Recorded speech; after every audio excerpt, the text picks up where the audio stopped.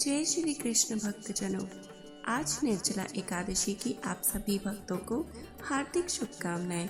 निर्जला एकादशी के पावन अवसर पर गीता सार के अमृत की कुछ बूंदें ही कान में मिश्री सा काम करेंगी और आपको अपने मोक्ष की तरफ और बढ़ा देंगी।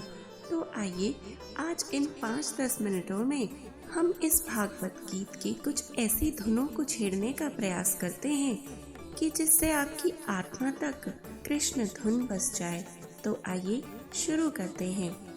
हम बहुत बार प्रयास करते हैं कि गीता सार को कोई हमें इस तरह समझा जाए कि हमें पूर्णता समझ तो आ जाए, किंतु हमारा वक्त ज़्यादा न लगे।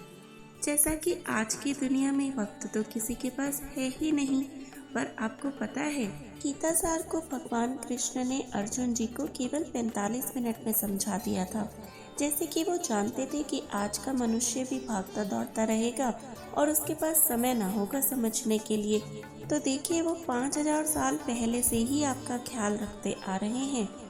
तो अगर आपको गीता सार का सही महत्व समझना है तो बस गीता के भाव को जानिए। गीता ज्ञान है जो भाव से ही समझा जा सकता है। इसके लिए मैं आपको एक छोटी सी कहानी सुनाती हूँ। एक बार एक बहुत ही सरल सा व्यक्ति था। वह भगवान का बहुत बड़ा भक्त था, किंतु पूजा पाठ नहीं करता था। केवल भगवान को भजता था और अपनी पूरी दिनचर्या करता था। गांव का छोटा सा सीधा सा सरल आदमी, बहुत ज़्यादा पढ़ा लिखा नहीं था।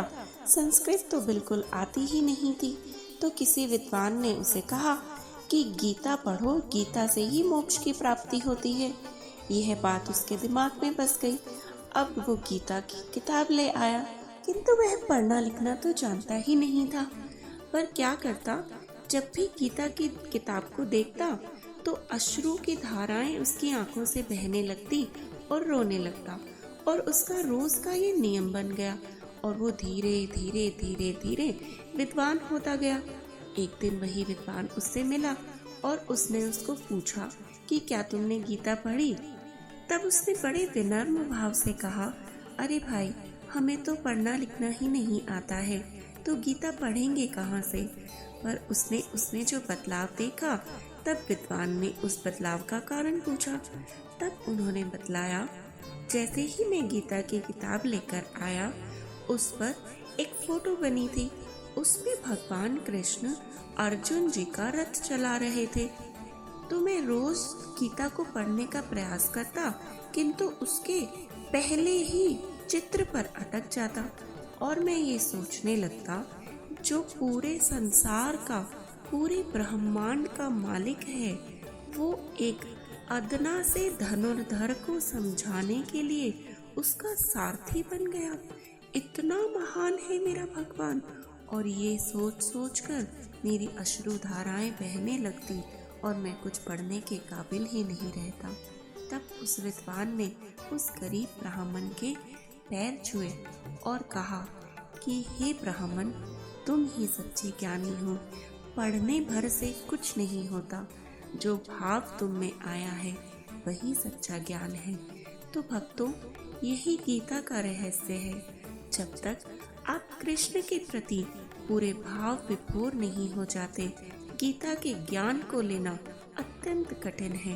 किंतु जैसे ही आप अर्जुन बन गए, अर्जुन का तो नाम ही सरलता का दूसरा रूप है। अर्जुन शब्द ऋज धातु से बना है। ऋज धातु का अर्थ होता है सरलता। जब आप अपने अंदर, अपने भावों में सरलता ले आएंगे, तब आप श्री कृष्ण को और उनके द्वारा गाए गए यह ज्ञानमय गीत को समझ पाएंगे। ये पहला सार है। दूसरे सार के लिए अगर आपको समझना है तो आप इसके पन्ने पलटिए और गीता के दूसरे अध्याय के 7वें श्लोक को भावपूर्वक पढ़िए और उसमें भाव विभोर हो जाइए।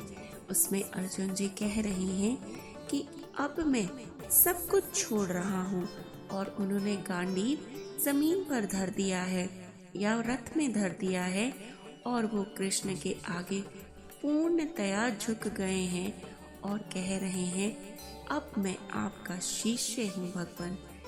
पहला स्टेप है, आप भगवान के शिष्य बन जाइए। आपको जो भी यह सुना रहा है उसे कृष्ण स्वरूप मानकर कृष्ण के अनुयायी बनिए, उस व्यक्ति विशेष के नहीं, क्योंकि यह ज्ञान कृष्ण का है।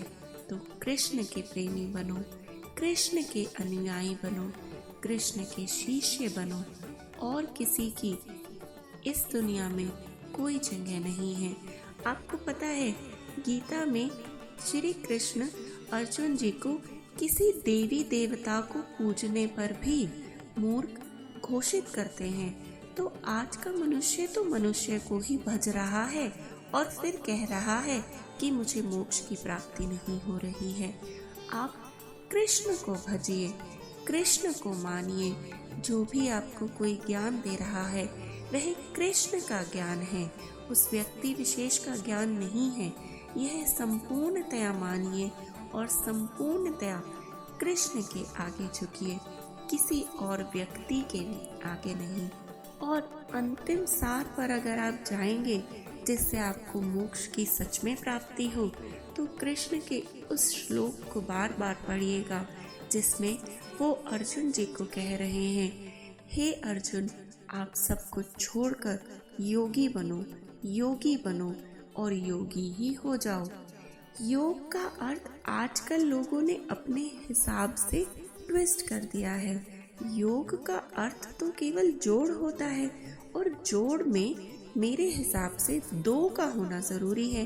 तो अगर आप अपने शरीर को आड़ा तिरछा कर कर उसको किसी भी तरह से मोड़ कर ये बताना चाहते हो कि अब मैं योगी हो गया, तो उसमें दूसरा क्या था? मतलब एक तो आपका शरीर, आप, और दूसरा कोई नहीं। और आपको पता है, योग की सबसे श्रेष्ठतम बुक जो है वो भागवत गीता ही है, और उसमें भगवान कृष्ण कहीं पर भी चटाई धरकर एक्सरसाइज करने को नहीं कह रहे हैं। वो तो केवल मन पर काम करने को कह रहे हैं। वो कह रहे हैं, मन से संपूर्णतया मुझसे जुड़ जा। और यही योग है भक्तों।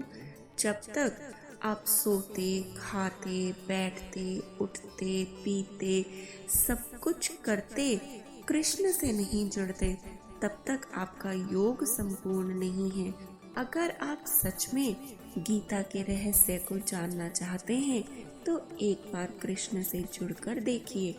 और मात्र बातें करने से कुछ नहीं होगा, एक बार कर कर देखिए। और अगर आप अब ये सोचे या ये कहें कि भाई पूरे दिन कैसे कृष्ण कृष्ण भज सकते हैं, क्या हमें जिंदगी नहीं चलानी, क्या हमें अपनी जीविका नहीं कमानी, क्या हमें बच्चे नहीं पालने? अरे भाई, सब कुछ करो, किंतु भगवत नाम पर करो। जो कर्म कर रहे हो, जिस जिंदगी में हो, उसी में संपूर्ण हो, क्योंकि वो जिंदगी आपने नहीं चुनी है, भगवान ने आपको दी है। यह मानकर कृष्ण की दी हुई जिंदगी को कृष्ण के नाम करते हुए जीने का नाम ही योग है। और यही इस गीता का संपूर्ण रहस्य है। जिस दिन करोगे, जिस क्षण करोगे, वही गीता का ज्ञान मिलना शुरू हो जाएगा। वो तो सर्वत्र ही बैठे हैं आपको ज्ञान देने के लिए। आपको तो केवल पात्र बनना है। आप अच्छा पात्र बनने का प्रयास करें और ज्ञान अपने आप मिलता जाएगा। इसी के साथ आज के वीडियो को यहीं विराम देते हैं। आगे अगर ऐसी ही ज्ञानपूर्वक बातें लेनी है तो कृपया हमारे साथ जुड़ें और गीता ज्ञान को अच्छे से प्रैक्टिकली समझने का प्रयास करें। जय श्री कृष्ण।